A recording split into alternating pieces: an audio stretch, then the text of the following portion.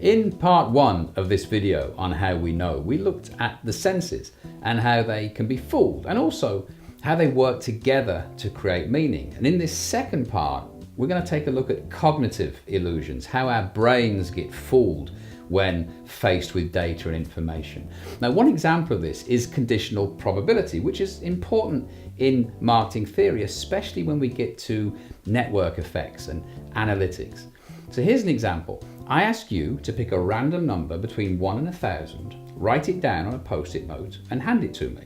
I then ask another person to do the same. They pick a random number between 1 and 1,000, write it down, hand it to me, and now I've got two random numbers between 1 and 1,000. So what are the chances that they match, that two people have chosen the exact same number? Pretty low, right? In fact, the chance is 0.1%, or 1 in 1,000, as you might expect. I can be 99.9% confident that these two random numbers will be different. So I ask more people to write down a random number and hand them to me, and each number I collect, the chance of a match between any two numbers increases. And when I've asked 1,001 people, I would be absolutely positive that at least two numbers are the same, as I've got more people than available numbers.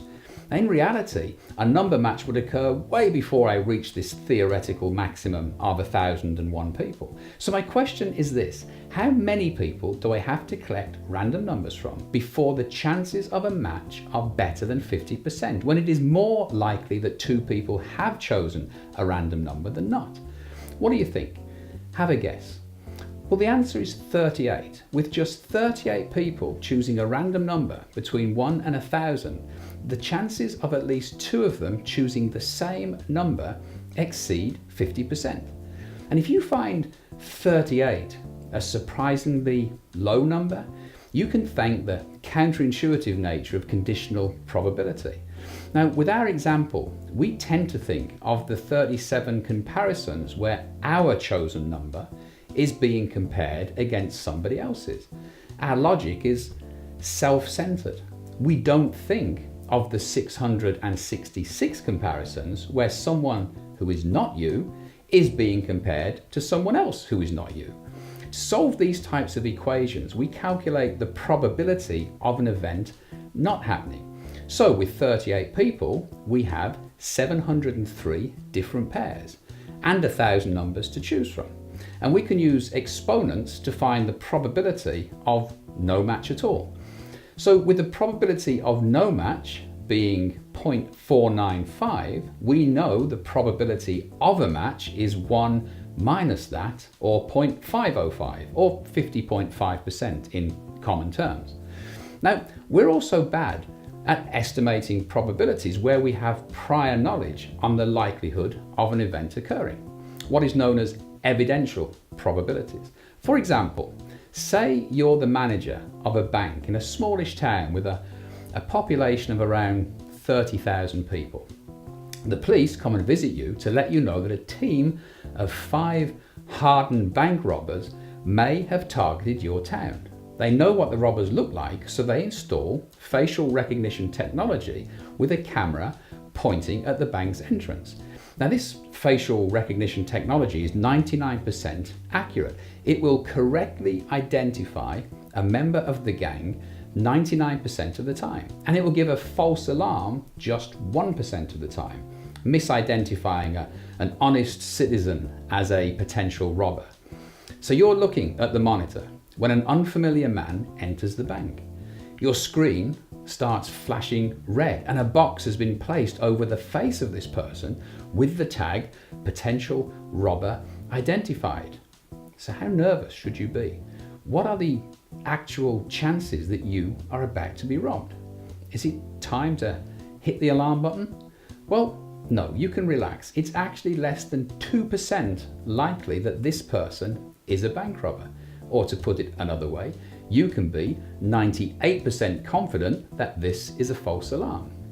The relevant bit of maths here is called Bayes' theorem, which is very counterintuitive. We get fixated on the 99% accuracy of the facial recognition, but ignore the fact that even with a low false alarm rate of 1%, in a town of 30,000 people, 300 would be tagged as robbers in error. That means that in total you've got 305 people who would trigger the alarm, the 300 false alarms, and the 5 actual robbers. So even when the alarm goes off, it's much more likely to be a false alarm than an actual robber. Now, evidential and conditional probabilities crop up frequently in marketing analytics and decision making, and we'll look at the maths behind this in more detail and use some more relevant examples in future videos. But for now, just recognize the principle that you need to exercise caution when using intuition when estimating complexity. Our brains are just not equipped for it. Now, conditional probability has an evil twin in subjective probability. This is the area where our overconfidence comes into play. Now, overconfidence is potentially the most catastrophic cognitive bias. It leads us to make the biggest mistakes. The empirical evidence shows that our confidence in our subjective judgments reliably exceeds the objective accuracy of those judgments. Now, a typical experiment would have participants specify a 90% confidence interval around estimates of specific quantities. For example, what is the population of London, or what is the length of the River Nile? Give a range such that you are 90% confident that the correct answer lies somewhere in between your high and low estimates. Now, if confidence in our knowledge was perfectly calibrated, you would expect 90% of people would be accurate. If 10 people answered the question, 9 should get it right. But in fact, it's usually around 3 or 4 out of 10 who get it right. We typically think we are more knowledgeable than we are across a range of different beliefs. We overestimate confidence, and it can cost us. And we also have to recognize that we have more bias and prejudice built into our cognitive system than we would care to admit to. Try the following riddle. A man has gone on a fishing trip with his son. They're involved in a terrible car accident in which the father dies and the son is seriously injured and is rushed unconscious to the nearest hospital. He is taken into the operating theatre and the surgeon takes one look and says, "Oh my God, this is my son." So how is that possible? Well, the answer is that the surgeon is his mother. Yet only 15% of respondents give that answer. We seem to assume that a surgeon must be a man, which is uncomfortable, but it seems widespread. So practice the habit of asking, what are we assuming? Challenge your own beliefs. They're often deep-rooted and subconscious and misleading. There is one more way that our cognitive system can lead us astray. Well, there's actually a lot more, but there's one last one that I want to share for now. It's called confirmation bias, the tendency for us to seek out, interpret, and select information that supports our existing beliefs. We overvalue data that supports our theories and beliefs, and we undervalue data that contradicts them. In fact, we actively search for data to confirm our beliefs, and we actively ignore data that challenges them. And the term confirmation bias was coined by an English psychologist called Peter Wasson.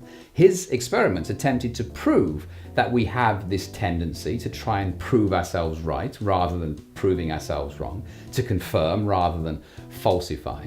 Now, the theory's moved on since Wasson's day, but his original experiment is still interesting. He presented participants with a 3-number sequence, 2, 4, and 6, and told them that the numbers followed a rule.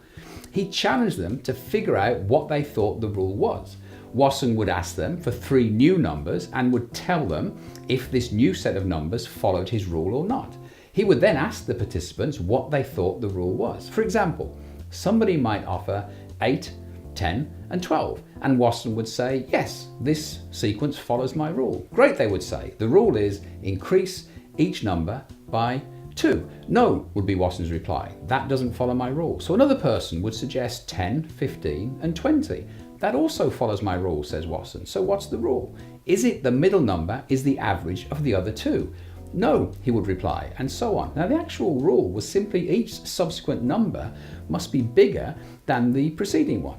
That was the rule, which very few people discovered. What seemed constant was that people tried to work out the rule from the original numbers and then chose an example to confirm their guess, never to falsify it. Now, scientists understand the value of falsifying hypotheses in the search for truth, but us amateurs seem to look for confirmation. So when you next have a new idea or a theory, ask yourself, what would prove this wrong? It might save you time and money in the long run. So in summary, how we know is a complex area of which we've only scratched the surface, full of potential pitfalls, but packed with opportunity. Now, my dad once said to me, believe none of what you hear and only half of what you see, which is a bit too cynical for me. I prefer the skeptic's approach by adding until you have tested, challenged, and verified. So when faced with new information, always ask, how do we know? Hit subscribe or follow below to get future videos, or get in touch if you have any questions.